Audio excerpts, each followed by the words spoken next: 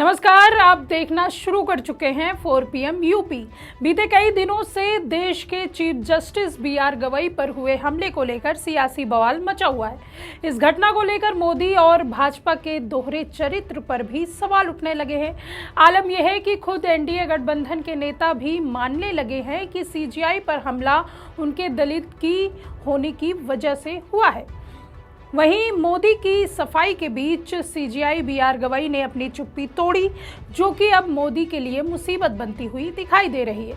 मोदी जी बहुत हल्का मामला मान रहे थे, अब वो और भी ज्यादा पेचीदा होता जा रहा है। BR गवई की नसीहत से बवाल मचा हुआ है। भाजपा के खेमे में खलबली मच गई है। जूता कांड के बाद पहली बार CGI BR गवई ने इस कदर आईना दिखाया कि भाजपा RSS की धड़कनें तेज हो गई हैं। अदालत में उन पर हुई इस घटना के बारे में बोलते हुए उन्होंने कहा है कि जो कुछ हुआ उससे बहुत स्तब्ध था। अदालत में हुई घटना के बारे में बोलते हुए CGI ने यह भी कहा कि उनके लिए भुला दिया गया ये अध्याय है।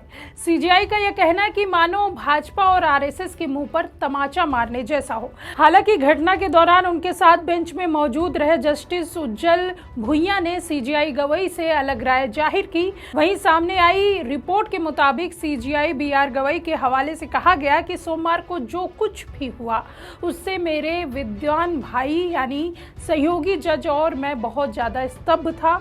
हमारे लिए भुला दिया गया अध्याय है। उस बेंच में जस्टिस उज्जवल भुइयां भी थे, जिन्होंने घटना पर तीखी प्रतिक्रिया जाहिर करते हुए कहा, इस पर मेरी अपनी राय है। वे भारत के चीफ जस्टिस है। यह मजाक का मामला नहीं है। इसके बाद मुझे कोई खेद नहीं है। यह अपमान संस्था का अपमान है। दरअसल जस्टिस भुइयां CGI गवई के उस फैसले की ओर इशारा करना चाह रहे थे जिसमें उन्होंने 71 वर्षीय आरोपी वकील राकेश किशोर के खिलाफ आगे की कार्रवाई पर जोर न देकर मामले को तूल न देना तय किया। बता दें कि CGI पर जूता फेंकने की कोशिश घटना की काफी आलोचना हुई है। यानी मतलब साफ है कि प्रधानमंत्री मोदी जहां इस मामले को महज एक छोटे मोटे ट्वीट से दबाना चाहते थे, वो इतने हल्के में ले रहे थे। ये मामला उतना हल्का है नहीं। CGI गवई ने अपने जिस अंदाज में इस मामले पर अपनी प्रतिक्रिया दी है, वो कई तरफ इशारा करते हुए नजर आ रहे हैं। अगर हम प्रधानमंत्री के उस पोस्ट पे जाएं जिसमें उन्होंने लिखा है कि भारत के मुख्य न्यायाधीश BR गवई जी से बात की। आज सुबह सुप्रीम कोर्ट के परिसर में उन पर हुए हमले से हर भारतीय क्षुब्ध है। हमारे समाज में ऐसे निंदनीय कृत्यों के लिए कोई जगह नहीं है। यह अत्यंत निंदनीय है। प्रधानमंत्री ने साथ में उनके धैर्य की तारीफ भी की। उन्होंने लिखा कि ऐसी स्थिति में चीफ जस्टिस गवई की तरफ से प्रदर्शित धैर्य की मैं तारीफ करता हूं। यह न्याय के मूल्यों के प्रति उनकी प्रतिबद्धता और हमारे संविधान की भावना को मजबूत करने की उनकी प्रतिबद्धता को दर्शाता है। हालांकि जो CGI गवई के साथ हुई वही किसी भाजपा नेता या ऊंची जाति वाले के साथ होता तो आज देश में न जाने क्या हो रहा होता। लेकिन CGI के दलित होने के कारण इस मामले पर भाजपा और RSS ने उतनी तवज्जो नहीं दी जितना कि हिंदू मुसलमान या मंदिर मस्जिद के मुद्दे पर दी जाती है। अब आलम यह है कि इस बात को NDA गठबंधन में शामिल नेता भी ये मान रहे हैं कि CGI गवई के दलित होने की वजह से उन पर यह हमला किया गया। दरअसल इस मामले को लेकर केंद्रीय मंत्री रामदास अठावले ने कहा कि यह मामला इसलिए हुआ क्योंकि CGI दलित समुदाय से आते हैं। उन्होंने मांग की कि आरोपी वकील राकेश किशोर के खिलाफ अनुसूचित जाति और अनुसूचित जनजाति अधिनियम के तहत मामला दर्ज किया जाए। अठावले ने कहा कि यह घटना निंदनीय है और पहली बार किसी मुख्य न्यायाधीश पर ऐसा हमला हुआ है। माननीय BR गवई दलित समुदाय से आते हैं और उनके पिता केरल और बिहार के राज्यपाल थे, लेकिन उन्होंने पढ़ाई की और अपने प्रयासों के परिणाम स्वरूप वे बॉम्बे हाई कोर्ट में थे और बाद में सुप्रीम कोर्ट के न्यायाधीश बने और उन्हें सुप्रीम कोर्ट का मुख्य न्यायाधीश बनाने का अवसर मिला।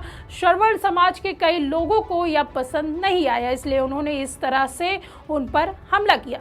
इस घटना के सामने आने के बाद राजनेताओं ने इसे लेकर भाजपा और RSS पर हमला करना शुरू कर दिया। इसे लेकर पूरे देश की सियासत में बवाल मच गया। वहीं सूबे में भी इसे लेकर सियासी घमासान देखने को मिला। इसी कड़ी में सपा मुखिया अखिलेश यादव ने भी इस घटना की कड़ी निंदा की।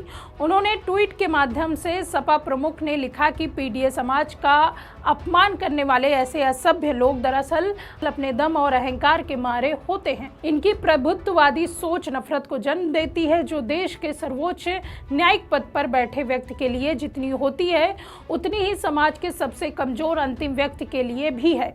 ऐसे लोग वर्चस्ववाद की बीमारी से घोर ग्रसित होते हैं। अखिलेश ने लिखा, हम इसलिए कहते हैं पीडीए का मतलब है पीड़ित, दुखी, अपमानित, लेकिन अब पीडीए समाज अपमान नहीं सहेगा। इसी के साथ ही अखिलेश यादव ने बीजेपी पर हमला करते हुए लिखा कि भाजपा और उनके संगी साथी अपने सत्ता के अंतिम दौरे में हैं। हालांकि उनकी भ्रष्ट चुनावी साजिश का भंडाफोड़ हो चुका है, वो अब कभी नहीं जीतेंगे, इसलिए हताश होकर वो ऐसे कुकृत्य कर रहे हैं। आगे उन्होंने बताया कि भाजपा इस बार जाएंगे तो फिर कभी नहीं आएंगे। जब आबादी का 99% हिस्सा अपने हक अधिकार के लिए जाग चुका है, तब 10% का गुरूर और सिंहासन अब नहीं टिकेगा। भारत के सामाजिक राजनीतिक इतिहास में ये गैर अपमान बनाम सम्मान का संघर्ष है। पीडीए अपने स्वाभिमान और स्वमान के अंतिम संघर्ष निर्णायक रूप से जीत कर रहेगा।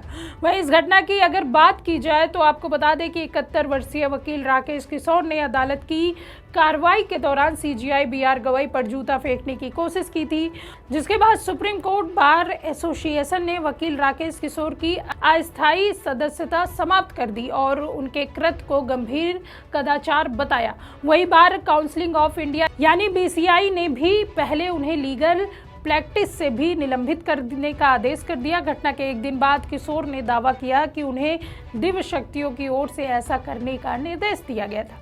बीते सोमवार को 3 घंटे तक किशोर से पूछताछ करने के बाद दिल्ली पुलिस ने उन्हें जाने दिया था, क्योंकि सुप्रीम कोर्ट के रजिस्ट्रार जनरल ने उनके खिलाफ आरोप लगाने से इनकार कर दिया था। दरअसल ये मामला तब उभरा जब सीजीआई बीआर गवई की मां कमला ताई गवई ने कहा कि वह 5 अक्टूबर को आरएसएस के शताब्दी कार्यक्रम में शामिल नहीं होंगी। उन्होंने एक खुले पत्र में कहा कि इस खबर से उपजे विवाद और उन पर लगे आरोपों व बदनामी के कारण उन्होंने कार्यक्रम के मुख्य अतिथि के रूप में शामिल न होने का फैसला किया है। 84 वर्षीय कमलताई ने कहा कि कुछ लोगों ने उन्हें 5 अक्टूबर के कार्यक्रम में आमंत्रित किया था। उन्होंने पत्र में लिखा, जैसे ही कार्यक्रम की खबर प्रकाशित हुई, कई लोगों ने न केवल मुझ पर बल्कि दिवंगत दादा साहेब गवई पर भी आरोप लगाना और आलोचना करना शुरू कर दिया। हमने अंबेडकर की विचारधारा के अनुसार अपना जीवन जिया है, जबकि दादा साहेब गवई ने अपना जीवन अंबेडकरवादी आंदोलन के लिए समर्पित कर दिया था। विभिन्न विचारधाराओं वाले मंच पर अपनी विचारधारा साझा करना भी महत्वपूर्ण है।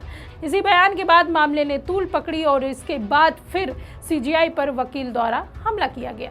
जहां इस घटना के बाद एक तरफ विपक्ष के नेता सवालों की झड़ी लगा रहे हैं और सत्ता के नशे में चूर मोदी पर सवाल उठाते हुए इस घटना को संविधान की हत्या बता रहे हैं, तो वहीं दूसरी तरफ भाजपा के बड़े बड़े नेता चू तक नहीं कर रहे हैं। ऐसे में अब इस पूरी घटना के सामने आने के बाद सीजीआई ने अपनी बात रखी, उसने मोदी शाह की नींद उड़ा दी है और मालूम होता है कि अब यह मामला और भी आगे तूल पकड़ लेगा। खैर, इस बारे में आपका क्या सोचना है हमें कमेंट सेक्शन में जरूर बताइए। मिलते हैं आपसे अगली वीडियो में, तब तक के लिए हमें दीजिए इजाज़त और देखते रहिए 4PM यूपी। धन्यवाद।